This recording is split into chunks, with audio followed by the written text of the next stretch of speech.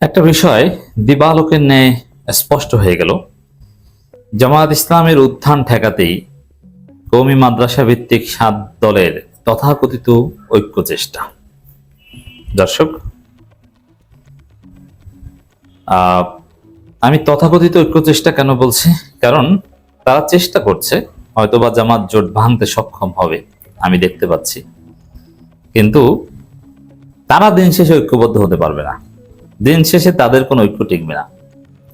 ৭ দলীয় ঐক্য চেষ্টা, তো এই ৭ দলীয় ঐক্য চেষ্টা কমপক্ষে ৩-৭-২১ গ্রুপে ভাগ হবে।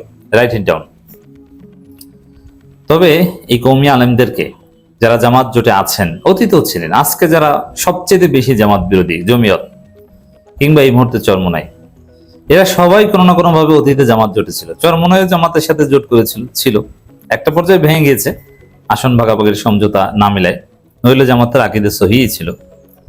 যেই ১৪৩ আসনের হিসাব মেলে নেই আর জামাতের আকীদা খারাপ হয়ে গেছে। তো দর্শক, এই যে কওমি আলেমরা, এদের রক্তে, এদের ট্রেডসে কোনো ঐক্য নাই, যার ফলে তাদের নিয়ে কোনো ঐক্য টিকবে না। জামাতের সাথে যে তাদের ঐক্য, এটাও টিকবে না, এবং তারা নিজেরা যে ঐক্য চেষ্টা করছে, এটা টিকবে তো দূরের কথা, এটা তো হবেই না। কত ভাগে ভাগ হয়, কয়টা মাদ্রাসা কি এটা নিয়ে দখল হয়, জাস্ট ওয়েট অ্যান্ড সি। এদের জন্য মায়া হয়, যারা আসছে ঐক্য করতে, এরা তো একে অপরের বিরুদ্ধে ২ দিন পর ফতোয়া দিবে।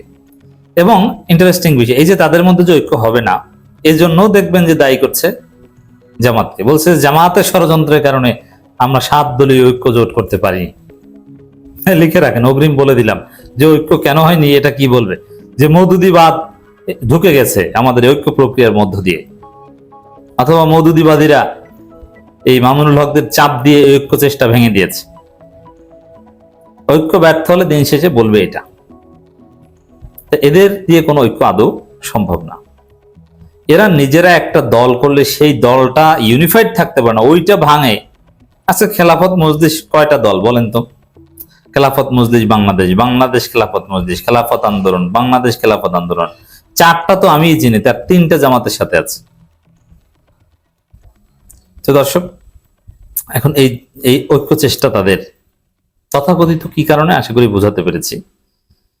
এবং শুরুর দিকেই কিন্তু প্রশ্ন আছে, যেমন মামুনুল হক সাহেব গেছেন, ভালো কথা, খুব গুরুত্ব, কিন্তু চরমোনাই কিন্তু পাঠিয়েছে তাদের মহাসচিবকে, পীর সাহেব চরমোনাই কিংবা শায়েখে চরমোনাই, যে 2 জন চরমোনাইয়ের মূল প্রতিনিধিত্ব করেন। এটা হেফাজতের আমিরের সাথে বৈঠক, এটা চরমোনাই সর্বোচ্চ প্রায়োরিটি দেওয়া দরকার, কিন্তু চরমোনাই কিন্তু তাদের একজন অনেকটা নন আলেম প্রতিনিধিকে পাঠিয়েছে। যেমন গাজী আতাউর রহমান সাহেব, তিনি পলিটিক্যাল ব্যক্তিত্ব হিসেবে সোসাইটিতে পরিচিত, তিনি কওমি মাদ্রাসা থেকে দারুল হাদিস পড়েছেন, এটা ঠিক, কিন্তু ওইভাবে এলমি অঙ্গনে তার পদচারণা নেই, এবং তিনি কওমি আলেম হিসেবে কিন্তু বাংলাদেশের রিনাউন্ড কিংবা রেপুটেড না, পীর হিসেবে রেপুটেড না। তিনি একজন আধুনিক শিক্ষিত লোক হিসেবে তার একটা গ্রহণযোগ্যতা আছে। কোন এলমি বিষয়ে কোনো পর্যালোচনামূলক বক্তব্য, এগুলো তিনি কখনোই দেন না। অথচ এই জন্য তাকে নন আলেমদের কাতারে আপনি ফেলতে পারেন। যেমন আশরাফ আলী আকন, তিনিও আলেম, কিন্তু তার পলিটিক্যাল বিষয় দেখভাল করে, এলমি বিষয় দেখভাল করে না। কোনো এলমি প্রোগ্রামে কখনো দেখেছেন আতাউর রহমান সাহেব কিংবা আশরাফ আলী আকন সাহেব তারা বক্তব্য দিয়েছে বা দিচ্ছে, পর্যালোচনা করছে, কিতাব নিয়ে বসে আছে? না। এই ঐক্যের প্রথমেই কিন্তু গুটিবাজি রাজনীতি আছে। তবে হোয়াট এভার ইউ সে, এই টোটাল ঐক্য চেষ্টার উদ্দেশ্য যে জামাত ইসলামী জোট ভাঙা এবং জামাতের উত্থান ঠেকানো, এতে কোনো সন্দেহ সংশয় নেই। তবে এখানে দুঃখজনক যে আল্লামা মামুনুল হক, তিনি ওখানে গিয়েছেন, কেন গিয়েছেন? This is question.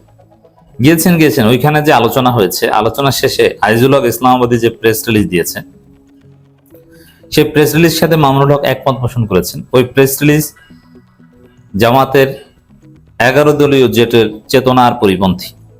অনেকে বলছেন যে মামুনুল হকের সমালোচনা আপনি এখনই কেন শুরু করেছেন, একটু পরে করেন, কারণ মামুনুল হকের দলের সেক্রেটারি তো জামাতের বরিশাল বিভাগীয় মহাসমাবেশে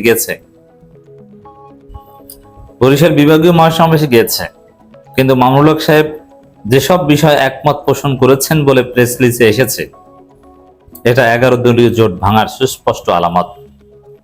এটা 11 দলীয় জোটে থাকা অবস্থায় আল্লামা মামুনুল হক করতে পারেন না, এটা তিনি ঠিক করেন নাই।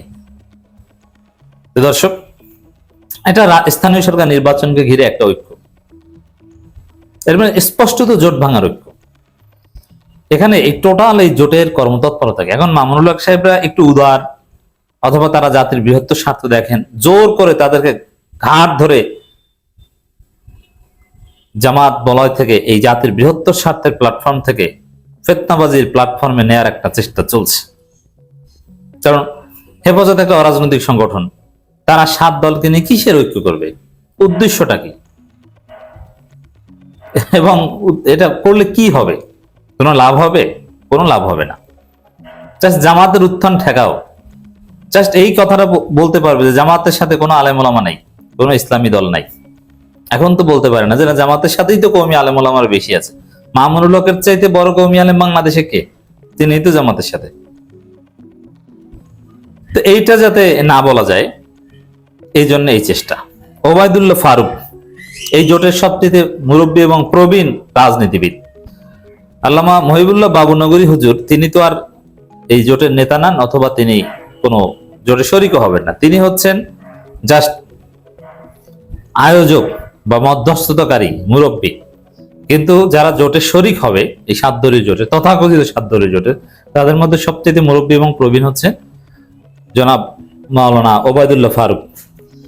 ওবায়দুল্লাহ ফারুক বলছেন সাক্ষাৎকার এশিয়া পোস্টের সাথে, বিএনপিকে সমর্থন দিয়েছি যেন জামাত রাষ্ট্রীয় ক্ষমতায় না আসতে পারে। জামাতের লোকজন অবশ্য তার প্রশংসা করছেন যে ওবায়দুল্লাহ ফারুক সাহেব কি সুন্দর ভালো মানুষ, সত্য কথা বলে দিয়েছেন। এরকম অকপটে সত্য কথা বলতে পারাটাও কঠিন, যে জামাত যেন রাষ্ট্রীয় ক্ষমতায় না আসতে পারে, এই জন্য আমরা বিএনপিকে সমর্থন দিয়েছি। অনেকে আবার বলছেন যে জামাত ইসলামী দল করে, এই জন্য আমরা ইসলামী দল করি না, এই জন্য আমরা কুফরি দল করবো প্রয়োজনে। কারণ জামাত কেন ইসলামী দল, মানে জামাত বিরোধিতা করতে হবে। যাক, এটা মজা করে বলছে। অবশ্যই ওবায়দুল্লাহ ফারুক সহ এখানে যারা আছে সবাই ইসলামী দল, এতে কোনো সন্দেহ নেই। ইসলামী দল মেনেই তাদের সমালোচনা করছে। আল্লামা মামুনুল হকের দল ইসলামী দল, চরমোনা ইসলামী দল, কোনো সন্দেহ নেই। একদম হকপন্থী ইসলামী দলে, আহলে সুন্নাত ওয়াল জামাতের অন্তর্ভুক্ত ইসলামী দল, এবং তারা জান্নাতে যাবেন, এটা আমরা বিশ্বাস করি, দোয়া করি। রাজনৈতিক ভুল ত্রুটি বিতর্ক এগুলো ভিন্ন কথা, এগুলো থাকবে। এগুলোর কারণে যে কেউ কারো আকীদা খারাপ, কারো আমল বরবাদ, এগুলো আমরা বলতে চাই না। তো বিএনপিকে সমর্থন দিয়েছে যাতে জামাত রাষ্ট্র ক্ষমতায় না আসতে পারে, তাহলে খুব সহজেই অনুমেয় যে এখন যে 7 দলীয় জোট করতে যাচ্ছে, এটা কি জন্য করতে যাচ্ছে? জামাতের উত্থান ঠেকাতে, জামাত যাতে ক্ষমতায় না আসতে পারে। কারণ এই হুজুরদের উদ্দেশ্যই হচ্ছে জামাত ঠেকাও, এর বাইরে কোনো রাজনীতি নেই। বিএনপিকে কেন সমর্থন দিয়েছে, এর পেছনে অনেক কথাবার্তা বলতে পারতো, এর পেছনে জাতির বৃহত্তর স্বার্থ, মানুষের কল্যাণ, অনেক কিছু বলতে পারতো। না, সোজা সাপটা কথা যে জামাত যাতে ক্ষমতায় না যেতে পারে। তাহলে এই জোট কি জন্যে? জামাত যাতে ক্ষমতায় না যেতে পারে। এই জন্য একটা বিষয়, এই হুজুরদের কোনো রাজনীতি নাই, কোনো মিশন ভিশন নাই, সমাজে কোনো দাওয়াতি কাজ, ইসলাহী কাজ কিচ্ছু নেই। এদের কাজ হচ্ছে ধর্মীয় ফিতনা সৃষ্টি করা এবং জামাতের উত্থান ঠেকানো।